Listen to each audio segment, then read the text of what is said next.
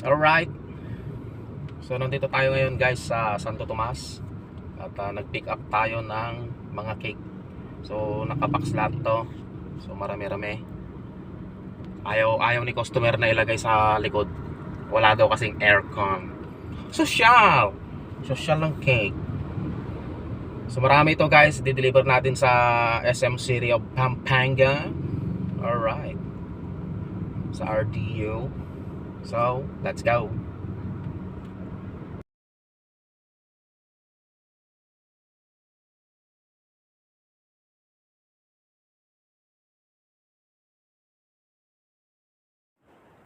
Alright, so papunta na nga po tayo sa SM Pampanga. Ayan, so binabaybay po natin.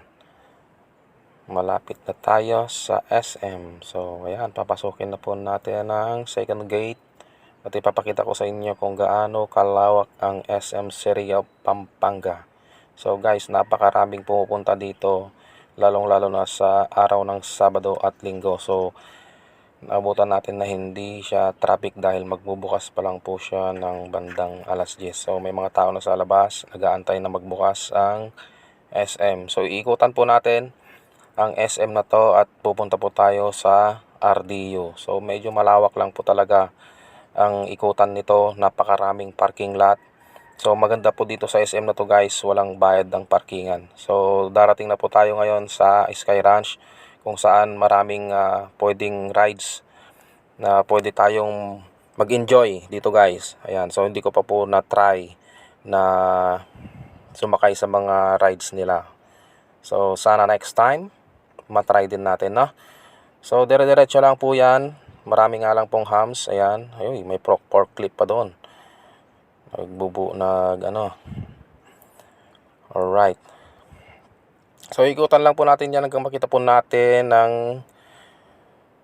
ating location. Ayan, so nandito na tayo, malapit na. So ang ikot pa guys, nag-aantay na si ate doon. Siya yung magpipick up ng mga dala nating cakes at saka mga donuts at iba pa na paninda nila sa loob. Ayan, so nandito na nga tayo at nag-aantay na si ate. Alright. So ayan, ibababa na nga po natin ang ating dalang mga cakes guys. Alright. Ayan, malapit na po nating may baba lahat.